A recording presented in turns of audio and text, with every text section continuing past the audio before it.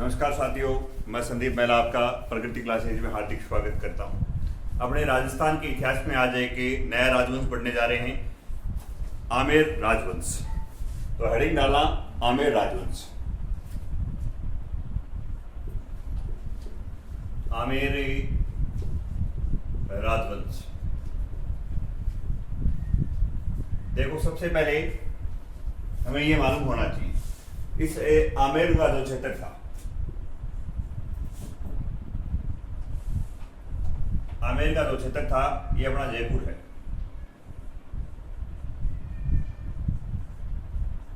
जयपुर में यहां ढूंढ नदी बहती थी इस क्षेत्र में।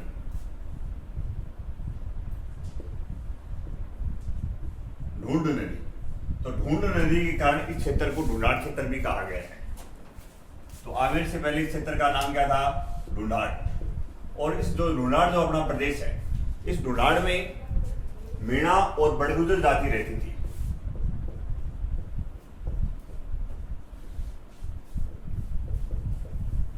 बड़गुजर जाति रहती थी। सबसे पहले हमने ये ध्यान में रखना है, ये वो भगवान राम के दो पुत्र थे, लव और कुश।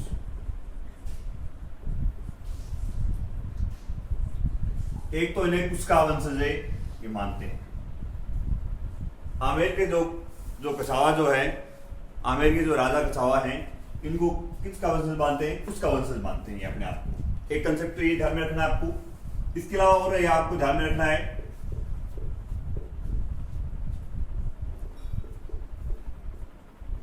रघुकुल तिलक। ये जो अपना भगवान राम का जो परिवार था, इनमें सबसे पहले जो हुए थे, इनके जो दादा जो हुए थे, तो उन्हें रघुकुल परिवार के नाम से जाना जाता था। सबसे पहले जो इनके ये किसके वंशज माने जाते हैं? भगवान राम भी रघुकुल के वंशज माने जाते हैं। ये इनको आप विशेष ध्यान में रखना। तो इन्हें रघुकुल तिलक भी कहा गया है। अमेर के राजाओं को क्या कहा गया है? रघुकुल तिलक कहा गया है। मैंने विशेष ये ध्यान में रखना। इसके अलावा और आपको कंसेप्ट ये याद रखना है, एक तो इनका झंडा। इनका जो झंडा जो है, पहले ऐसा बताया जाता कि सफेद रंग का था, और बाद में क्या है, पतरंगा मानसिंह के समय हुआ था। तो ये आपको ध्यान में रखना है। इनका जो झंडा कैसे रंग का है? पंचरंगा है। एक आपको ये ध्यान में रखना है, इनका जो धर्म वाक्य है, आमेर के जो राजवंश है, आमेर के जो कछावा राजवंश है, उनका जो धर्म वाक्य है,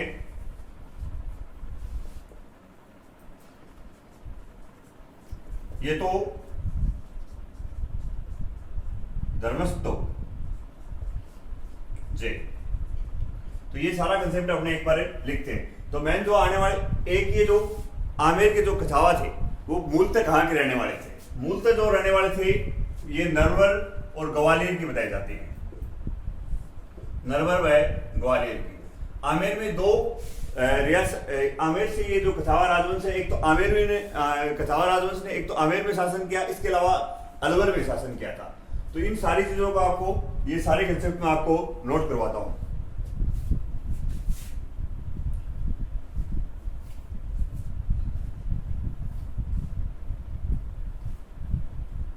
आप सबसे पहले नोट करना, कछावा जो रियासत थी, कछावा रियासतें दो जगह थी यहाँ। तो कछावा रियासत दो थी, एक तो आमेर जयपुर में और दूसरी अलवर में।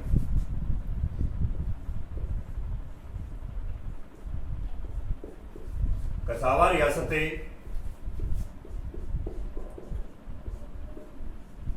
दो थी, एक तो थी आमेर में और आमेर जयपुर में, दूसरी जो है अलवर वाली। अलवर जो है कोकिल देव के समय ये रियासत निकलती है, नरुका वंश, नरुका शाखा यहां से निकलती है, जो इन आमेर के कछावा की थी। ये आपको ध्यान में रखना है। पहला कंसेप्ट हो गया। दूसरा जो कंसेप्ट है, ये इंपॉर्टेंट है भी, इन्हें आमेर अभिलेख, आमेर अभिलेख जो है 1612 ईस्वी का है। आमेर अभिलेख में रघुकुल तिलक कहा गया है। तो आमेर के जो कछावा हैं उनको रघुकुल तिलक कहा गया है, ये लाइन पूछ ली गई है, आपको ध्यान में रखना है। आमेर के शासक अपने आप को किसका वंशज मानते हैं? उसका वंशज मानते हैं।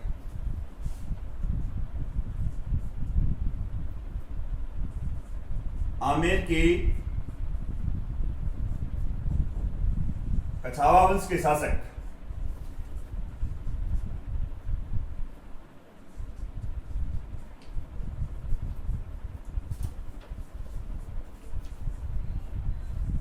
अपने आप को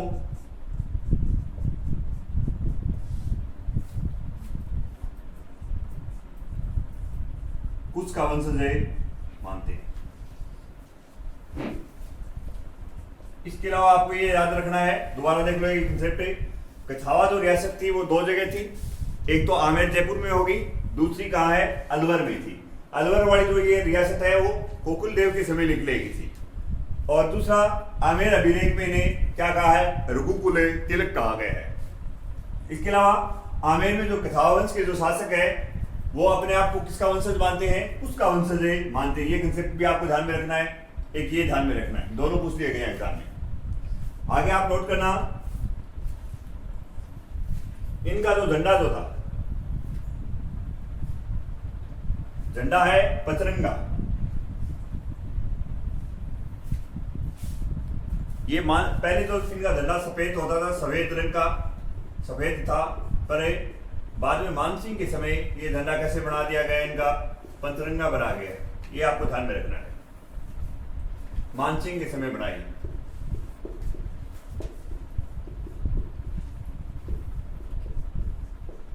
इसके अलावा आपको याद रखना है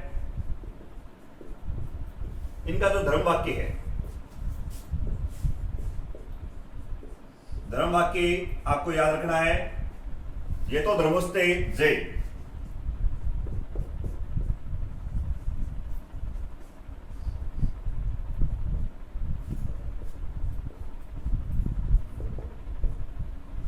ये आपको ध्यान में रखना है, ये तो धर्मस्ते जय। इसके अलावा आपको ये और याद ये रखना है, झंडा हो गया, धर्म वाक्य हो गया। ये मूलतः कहां के थे?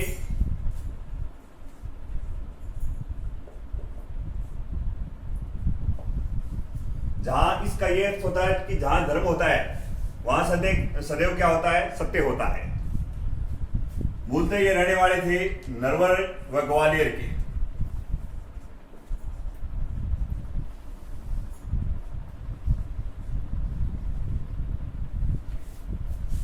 तो इसके अलावा अपने जो कंसेप्ट है मेन जो ध्यान में रखना है, एक तो ये झंडा हो गया, इसके बाद धर्म वाक्य हो गया। मूलतः कहां के रहने वाले थे? नरवर व ग्वालियर। ये जगह पड़ती है मध्य प्रदेश में। अब देखो, अपने इनके जो शासक हैं वो कछावा जो राजवंश की किसने स्थापना की, उनको अपने कर्म से पढ़ते हैं। तो नोट करना आप, एक ढूंढाड़ क्षेत्र इसलिए भी कहा जाता है कि विक्रम राज चतुर्थ था।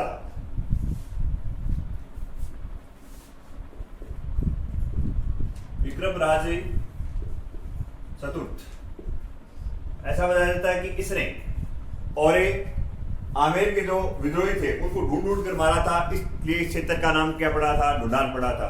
एक तो मैंने आपको ये बताया कि ढूंढाड़ नदी के कारण, जो ढूंढ नदी है उसके कारण इस क्षेत्र का नाम ढूंढाड़ पड़ा है। दूसरा ये विक्रम राज जो चतुर्थ है उसने आमेर के जो मीणा है उनको क्या है? आमेर की मीणाओं को और ढूंढ ढूंढ के मारा था, तो इसलिए भी इसका इस क्षेत्र का नाम पड़ा ढूंढाड़ प्रदेश।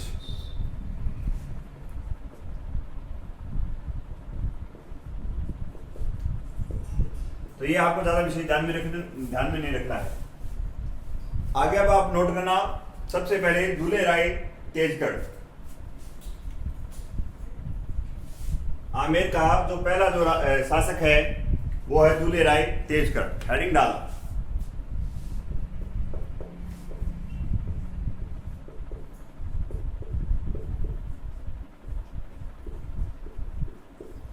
दूल्हे राय तेजगढ़। दूल्हे राय तेजगढ़ को आप सबसे पहले एक तो ये याद रखना है, इसमें दूल्हे राय तेजगढ़ जो है ये राजा दल की 21वीं सदी के और सोडादेव के पुत्र थे। तो सोडा देव के पुत्र सोडा देव के पुत्र दूल्हे राय या तेजकर्ण ने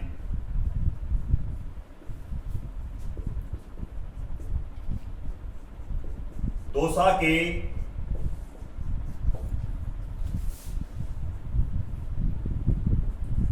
बड़गुजरों को हराकर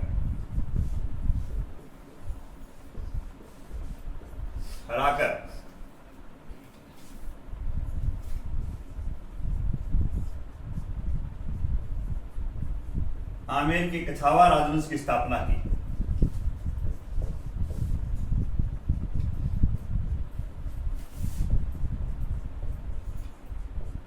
और जो शासक के स्थापना करता है उसे अपने मूल पुरुष, आदि पुरुष या प्रथम पुरुष बोल सकते हैं। तो ये आप नोट करना चाहो तो नोट कर लो। तो इसे दूल्हे राय तेजकर्ण को मूल पुरुष या आदि पुरुष या प्रथम पुरुष भी कह सकते हैं। इसने अपनी प्रारंभिक राजधानी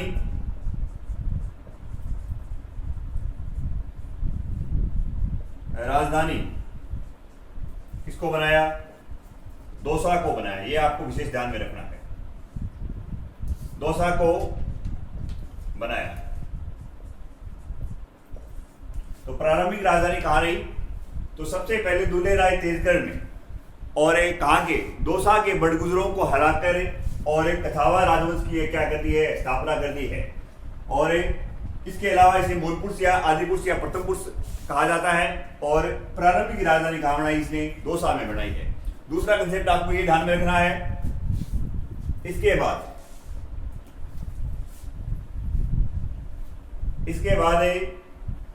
इसने माची या रामगढ़ के मेर मीणाओं को हराकर, इसके बाद माची या रामगढ़ के मेर मीणाओं को हराकर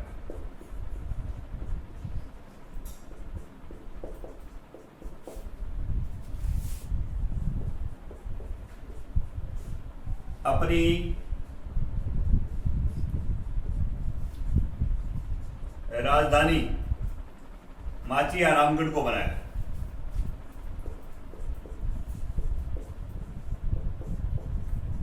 दूसरा आगे कंसेप्ट नोट करना।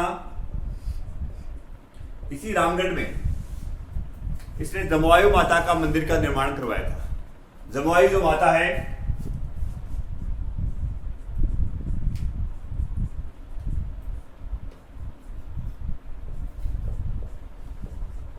तो जमवायु माता का मंदिर कहां है? जमवा रामगढ़ में है। जमवायु माता का मंदिर का निर्माण करवाया। और ये जो जमवायु माता है ये आमेर के कछावा वंश की क्या मानी जाती है? कुल देवी मानी जाती है। ये आपको ध्यान में रखना है। जमवायु माता जो है आमेर के कछावा वंश की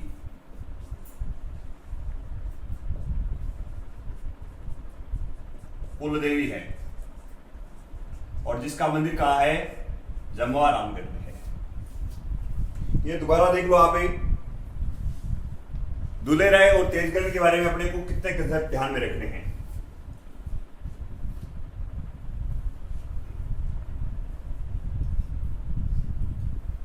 ये मेन जो कंसेप्ट है वो आपको मैं दोबारा बता देता हूं। दूल्हे राय या तेजकर्ण ने सबसे पहला काम क्या किया? दूल्हे राय या तेजकर्ण जो है, दूल्हे राय तेजकर्ण ने 1137 ईस्वी की बात थी। 1137 में सबसे पहले तो ये जो दौसा के जो बड़गुजर हैं, दौसा के बड़गुजरों को हराया था इसने। और दौसा के बड़गुजरों को हराकर दौसा को क्या बनाएगा? ये प्रारंभिक राजधानी बनाएगा। ये विशेष ध्यान में रखना है। दौसा के कौन से बड़गुजरों को हराया? 1137 में। और दौसा को अपनी प्रारंभिक राजधानी। दूसरा जो कंसेप्ट है इसका, दूसरा ये आपको ये याद रखना है, माची और रामगढ़। माची या रामगढ़ में कौन से मीणाओं को हराया? माची और रामगढ़ में इसने मेर मीणाओं को हराकर और अपनी जो दूसरी राजधानी बनाएगा वो माची और रामगढ़ को बनाएगा। ये आपको ध्यान में रखना है। इसके अलावा तीसरा जो कंसेप्ट है इसका, जमुआई माता का मंदिर बनवाएगा रामगढ़ में। जमुआई माता का मंदिर रामगढ़ में। ये आमेर के कथावा वंश की क्या मानी जाती है? कुलदेवी मानी जाती है। और जमुआई जो रामगढ़ है इसे ढूंढाड़ का पुष्कर कहते हैं, ये आप नोट करना। जमुआई रामगढ़ को ढूंढाड़ का पुष्कर कहते हैं। यहां देखो पुष्कर इसलिए कहा जाता है ढूंढाड़ का, से अपने राजस्थान में जो गुलाब की खेती है वो पुष्कर में होती है। राजस्थान में गुलाब की खेती कहां होती है? पुष्कर में होती है। और यहाँ भी गुलाब की खेती के कारण इसे ढूंढाड़ का पुष्कर कहते हैं, जमुआ रामगढ़ को। ये आप नोट करना, ढूंढाड़ का पुष्कर है, ढूंढाड़ का पुष्कर जमुआ रामगढ़ को कहते हैं। गुलाब की खेती के कारण ये जो जमुआई जो माता थी ये दूल्हे राय तेजकर्ण और एक जिसे ढोला बोलते हैं, दूल्हे राय तेजकर्ण को क्या बोलते हैं? ढोला। और मारूनी इनकी पुत्री थी। इसका बचपन का नाम बुडवाई था, जो आगे चल के देवी के रूप में इनसे इसको पढ़ता देती दूल्हे राय और तेजकर्ण को। उसका मंदिर बनाता है उसके बाद ये दूल्हे राय तेजकर्ण। ये आपको ध्यान में रखना है। बचपन का नाम इस जमुआई माता का क्या था? बुडवाई था। तो ढूंढाड़ का पुष्कर किसे कहा जाएगा? जमुआ रामगढ़ को। ये प्रश्न आ चुका है। गुलाब की खेती के कारण इसे ढूंढाड़ का पुष्कर कहा जाता है। आगे आप नोट करना, अगले जो शासक हैं कोकिल देव। अगला जो शासक है कोकिल देव। कोकिले देव, उसका ये याद रखना है कि 1137 में इसने राजधानी बनाई थी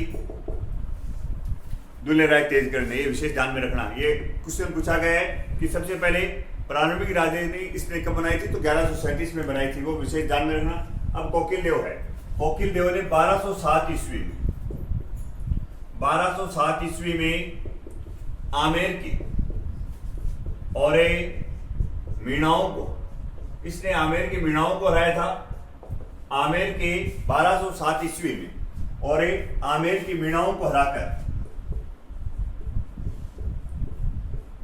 आमेर को अपनी राजधानी बनाया। ये आपको विशेष ध्यान में रखना है। तो ये जयपुर की तीसरी राजधानी आ गई है। पहली राजधानी कहां थी? पहली राजधानी दौसा, दूसरी राजधानी रामगढ़। दोनों की दोनों कौन बनाएगा? दूल्हे राय या तेजगढ़। और तीसरी जो राजधानी है जयपुर की वो आमेर। आमेर 1207 ईस्वी में आमेर की मीणाओं को हराकर कोकिल देव ने और 1207 ईस्वी में और आमेर को क्या बनाता है? ये अपनी राजधानी बनाई इसने। आगे ध्यान में रखना, अगला जो कंसेप्ट है इसका ये विशेष बताया जाता है। ये कथावा वंश की सबसे लंबी राजधानी रही। ये है कथावा वंश की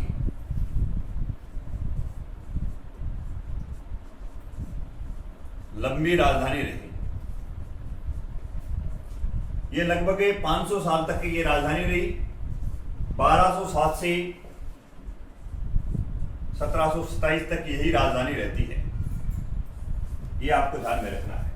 आमेर को आम्रपाली व अंबावती के नाम से भी जाना जाता है। ये आपको ध्यान में रखना है। आमेर को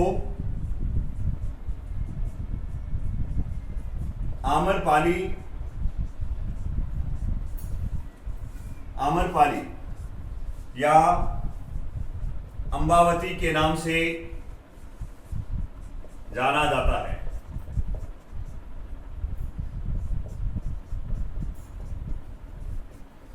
तो कोकिल देव के दो कंसेप्ट, सबसे मेन कंसेप्ट है कोकिल देव का, वो ये आपको याद रखना कि आमेर जो है, आमेर को राजधानी किसने बनाया था? तो आमेर को कोकिल देव ने राजधानी बनाया था, 1207 में बनाया था, आमेर की मीणाओं को हराकर। मेन कंसेप्ट ये याद रखना। ये पूछ सकता है आपसे कि कथावा वंश की सबसे लंबी राजधानी कौन सी रही थी? तो आमेर रही थी 1207 से लेके 1727 ईस्वी तक। आमेर को आम्रपाली या अंबावती के नाम से जाना जाता है। इसी कोकिल देव ने एक मंदिर का निर्माण करवाया था। इस मंदिर का नाम है अंबिकेश्वर मंदिर। ये विशेष नहीं है वैसे, आपको देखना तो लिख लो, अंबिकेश्वर मंदिर का इसने निर्माण करवाया था। आगे अब नोट करना, आगे ये याद रखना आपने कि कोकिल देव का एक पुत्र था जिसका नाम था पंचम देव। कोकिल देव के पुत्र का नाम क्या है?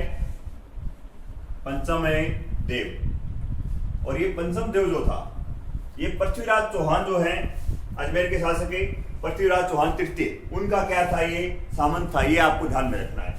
कोकिल देव का पुत्र है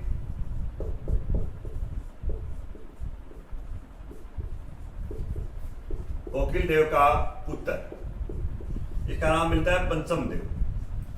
और पंचम देव किसके सामंत थे? कोकिल देव के पुत्र पंचम देव पृथ्वीराज चौहान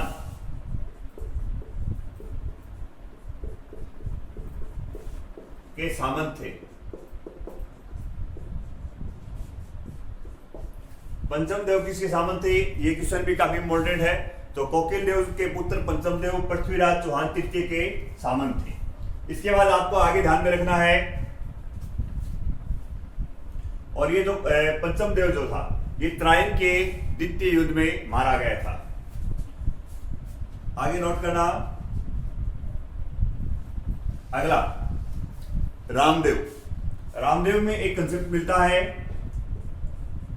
रामदेव जो है, रामदेव ने आमेर में कदमी महल का निर्माण करवाया था। ये काफी इंपोर्टेंट है, ये भी आपको ध्यान में रखना है कि आमेर में कदमी महल का निर्माण करवाया।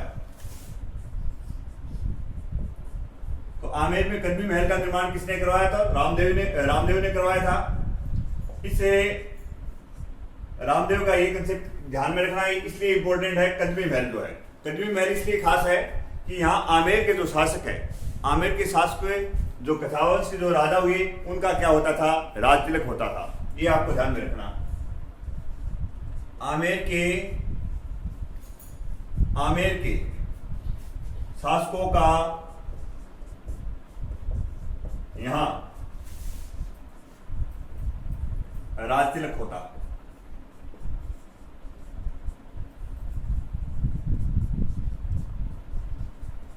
ये आपको ध्यान में रखना है। तो कोकिल देव के पुत्र पंचम देव किसके सामंत थे? एक तो ये याद रखना आपको, पृथ्वीराज चौहान तृतीय के सामंत थे। इसके अलावा आपको याद रखना है रामदेव ने आमेर में कदमी महल का निर्माण करवा दिया। ये जो कदमी महल है, यहाँ आमेर के शासकों का क्या होता था? राज तिलक होता था। आगे आप नोट करना भाई, पृथ्वीराज कछावा। इनका एक कंसेप्ट बार बार पूछा जाता है एग्जामों में, वो आपको विशेष ध्यान में रखना है। पृथ्वीराज जो कछावा है, इनसे जो प्रश्न पूछा गया आज तक के सबसे मेन इंपॉर्टेंट प्रश्न इनका ये बनता है, पृथ्वीराज कछावा।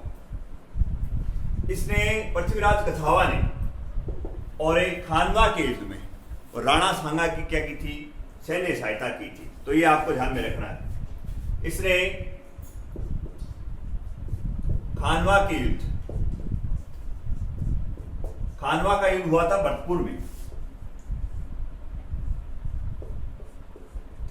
17 मार्च 1527 को सांगा और बाबर के मध्य हुआ था। खानवा जो भरतपुर है, रूपवास तहसील में युद्ध हुआ था। इसने खानवा के युद्ध में राणा सांगा की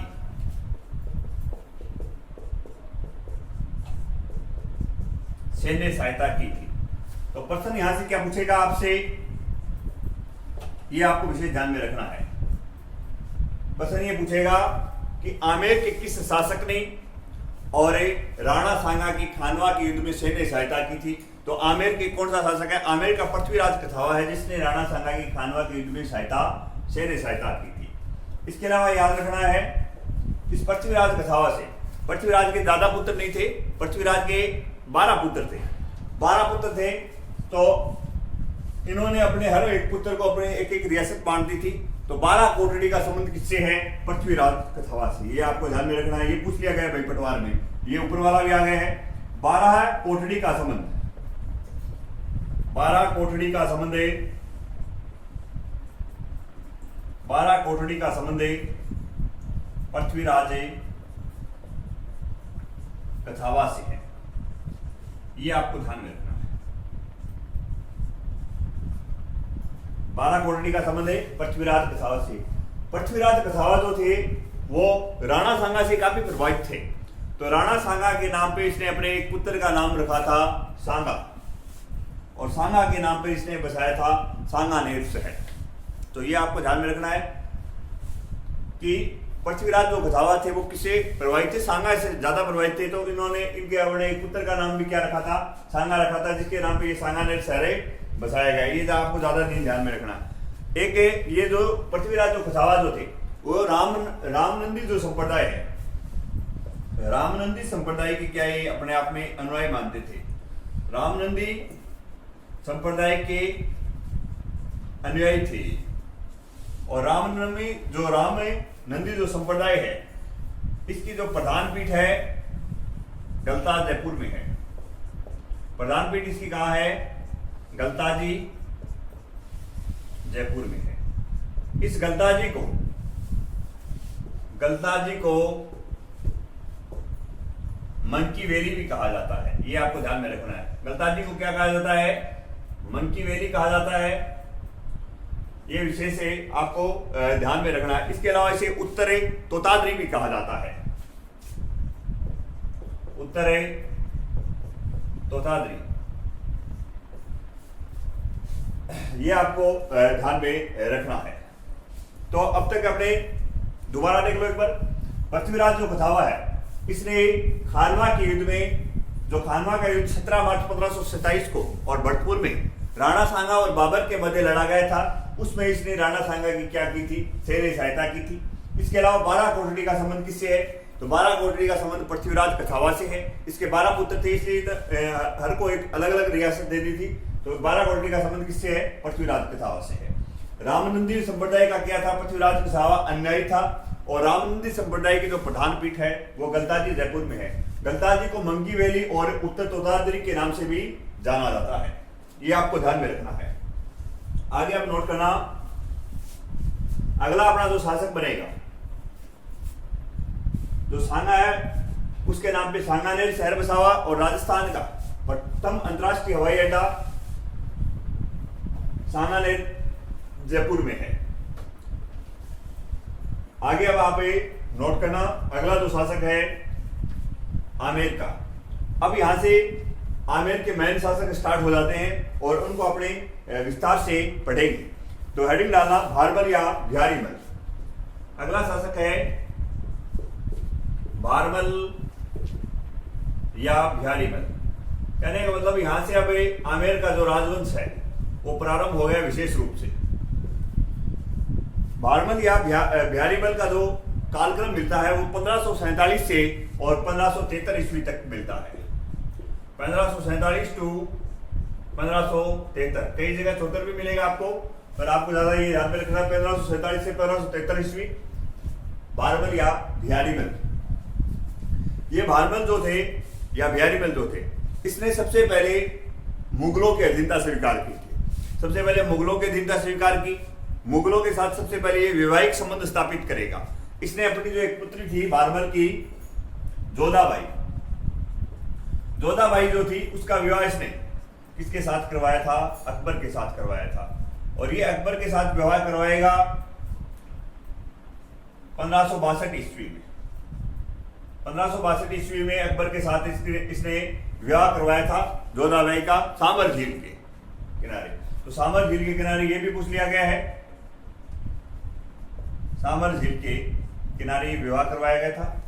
और उसके बाद अकबर ने इसे भारमल या बिहारीमल को 5000 का मनसदार बना दिया। इसके अलावा इसे एक उपाधि दी थी जिसका नाम था अमीर उल उमरू। ये आपको उपाधि याद रखनी है। तो ये सारा कंसेप्ट आप नोट करना एक बार। तो भारमल या बिहारीमल जो है इसका जो कालक्रम है 1547 से 1573 ईस्वी। तो ये नोट करना आप सबसे पहले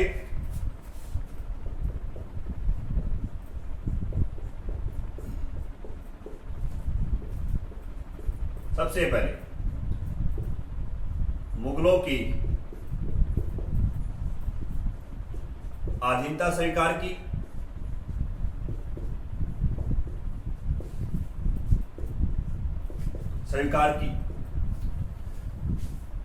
स्वीकार करे मुगलों से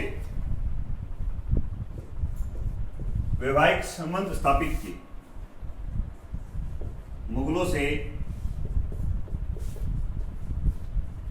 वैवाहिक संबंध स्थापित किए। आगे नोट करना आप पे। दूसरा, 1562 ईस्वी में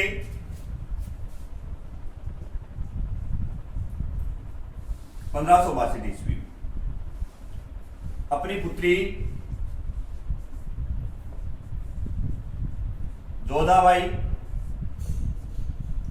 जोधाबाई का दूसरा जो नाम मिलता है हरकाबाई, अकबर इसे प्रेम से मरियम ही कहता था, मरियम उज्जैनी।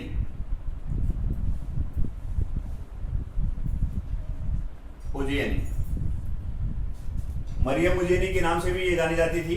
तो 1562 ईस्वी में अपनी पुत्री जोधाबाई, हरकाबाई या मरियम उज्जैनी का विवाह सांबर झील के किनारे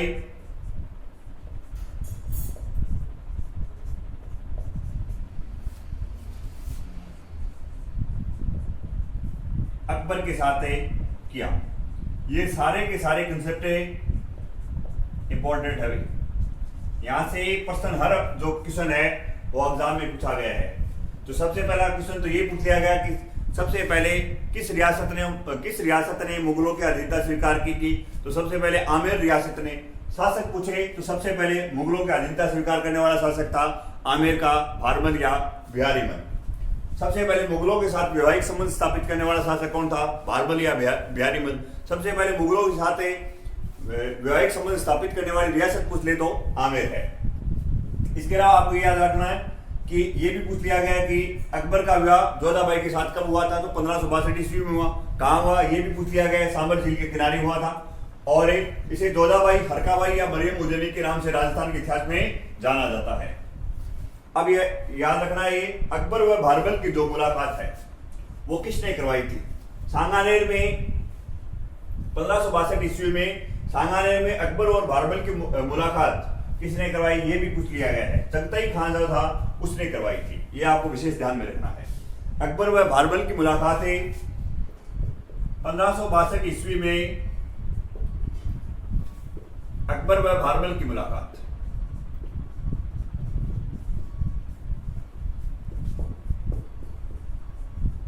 अकबर व भारमल की मुलाकातें सांगानेर के निकट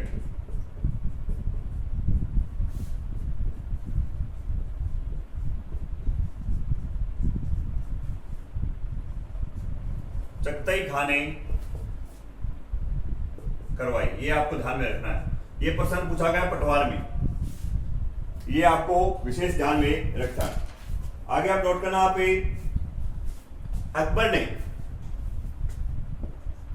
भारमल को अमीर उल उमरा की उपाधि प्रदान की थी। ये नोट करना आप। अकबर ने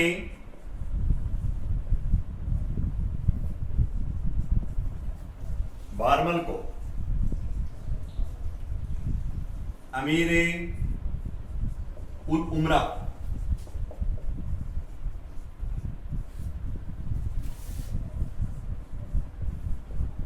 की उपाधि प्रदान की।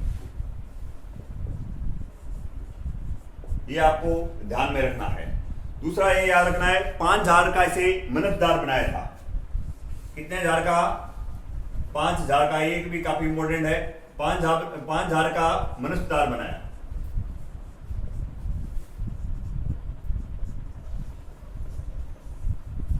ये उस टाइम का ग्रेड पे होता था 5000 वाला ही।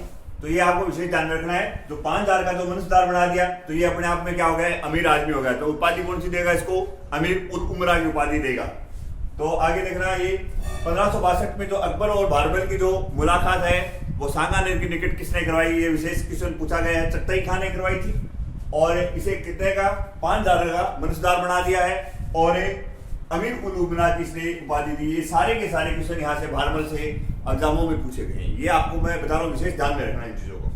उसके अलावा आगे नोट करना, अकबर ने गुजरात अभियान के समय भारमल को राजधानी आगरा का प्रशासक बनाया था।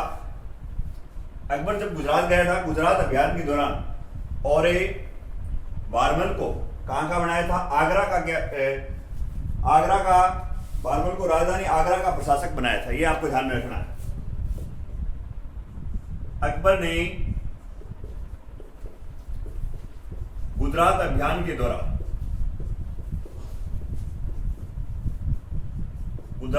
के दौरान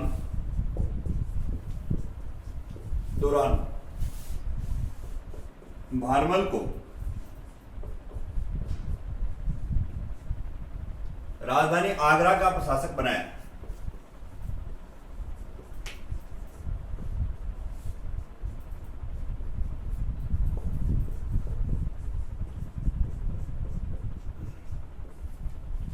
एक और नोट करना आप, जब अकबर और जोधाबाई का विवाह हो गया तो अकबर पुत्र की प्राप्ति के लिए और कहां जाता है, जियारत पे जाता है। तो ये आपको ध्यान में रखना है। अकबर और विवाह किसका हुआ, जोधाबाई के साथ इसका विवाह है। तो पुत्र प्राप्ति के लिए ये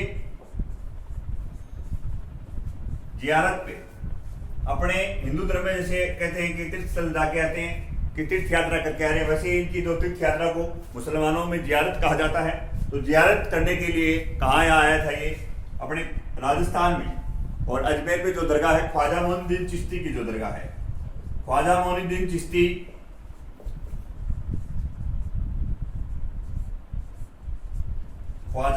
चिश्ती, जिसे गरीब नवाज के नाम से जाना जाता है, जिन्हें गरीब नवाज के नाम से भी जाना जाता है।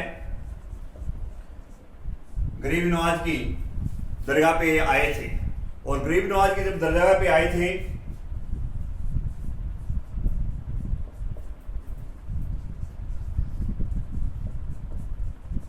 तब वहां बड़ी देग भेंट की थी। ये आपको ध्यान में रखना है, बड़ी देग भेंट की। आप जैसे ही अजमेर की जब दरगाह में जाओगे, ख्वाजा मोइनुद्दीन चिश्ती की दरगाह में जब भी जाओगे आप, तो बुलंद दरवाजा है, बुलंद दरवाजे से निकलते ही राइट हैंड में और बड़ी देग लगी हुई है। तो वो आपको देखना, आप कभी जब मौका लगे आपका, तो बड़ी देग किसने भेंट की थी, वो अकबर ने भेंट की थी। तो ये आपको विशेष ध्यान में रखना है। और अकबर और जोधाबाई से जो उत्पन्न पुत्र होगा वो जहांगीर और या इसे सलीम बोलते हैं, ये होता है। दूसरी इन्होंने जियारत की थी अकबर ने फतेहपुर सीकरी। दूसरी जियारत कहाँ की थी, पहली तो जियारत की थी अजमेर आए थे, दूसरी जियारत करने के लिए जाएंगे फतेहपुर सीकरी। यह देख लेना आप, दूसरी जियारत जो की थी फतेहपुर सीकरी। फतेहपुर सीकरी कहाँ है, आगरा में। फतेहपुर सीकरी है आगरा में, वहां है इनके गुरु। इस फतेहपुर सीकरी में गुरु थे शेख सलीम चिश्ती, शेख सलीम चिश्ती। शेख सलीम चिश्ती ने और जोधाबाई को उज्जैनी कहा था। जोधाबाई को उज्जैनी कहा। उज्जैनी का मतलब होता है एक माह 1000 माहों के बराबर है। तो ये शेख सलीम चिश्ती ने इस जोधाबाई को किसकी उपाधि दी, उज्जैनी कहा था। तो ये आपको ध्यान में रखना है। अकबर और जोधाबाई का जब विवाह हो जाता है उसके बाद ये पुत्र प्राप्ति के लिए पहली बार जो जियारत पे जाते हैं, जब तो ये अजमेर आते हैं। अजमेर में आएंगे वहां कौन सी दरगाह पे, ख्वाजा मोइनुद्दीन चिश्ती की दरगाह।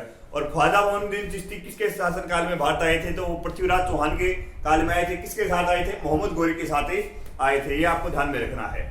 और एक ख्वाजा मोइनुद्दीन चिश्ती की दरगाह पे जब जाते हैं तो उन्होंने एक वहां बड़ी देग भेंट की थी। तो बड़ी देग भेंट किसने की थी, अकबर ने की थी। ये आपको ध्यान में रखना है। और दूसरी जियारत पे जब जाते हैं फतेहपुर सीकरी में, तो फतेहपुर सीकरी में एक गुरु है शेख सलीम चिश्ती, आगरा का इस समय, तो उसने जोधाबाई को उज्जैनी कहा है। तो आगे अपने अब बाकी जो राजाएं हैं कछावा राजवंश के, उनके बारे में कल चर्चा करेंगे। धन्यवाद साथियों।